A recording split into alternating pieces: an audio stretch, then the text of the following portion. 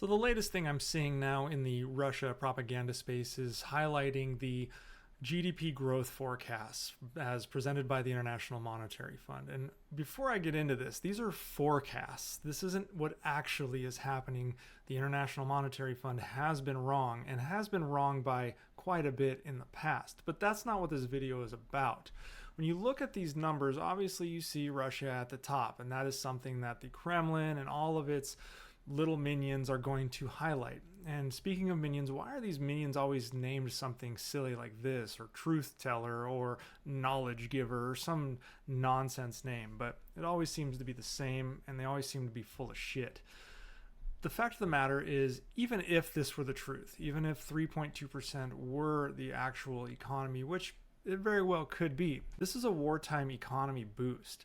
GDP growth numbers during a wartime economy do not matter as much in terms of overall economic health and long-term prosperity for several reasons. Wartime economies often focus on producing military goods and services which are not sustainable in the long run and then are often destroyed in the war. Once the war ends, even if they aren't destroyed, the demand for these goods plummets and they don't serve any civilian purpose.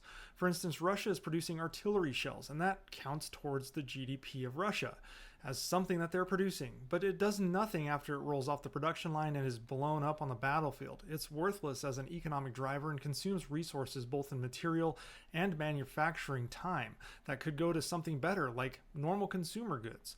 Additionally, Russia rebuilding infrastructure destroyed by Ukraine also counts towards GDP. So when the Ukrainians blow up a refinery in Russia, the rebuild effort of that counts towards GDP, even though it actually hurts the Russian economy because it wasn't actual growth, it was a rebuild.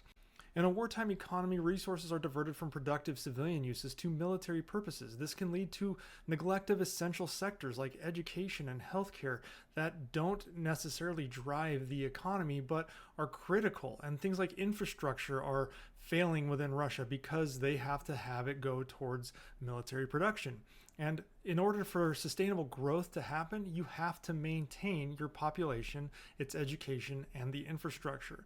Diverting resources to military production can create an employment boost, but often it's just temporary and tied directly to the military needs. Once the conflict ends, unemployment can spike as military production winds down.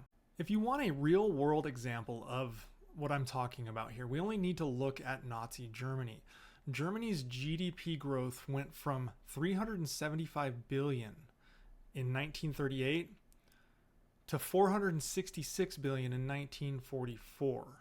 That is a 20% increase in their GDP. Then in 1945, when they lost the war, it crashed to $322 billion, which is over 30% in decrease. And that was in a single year.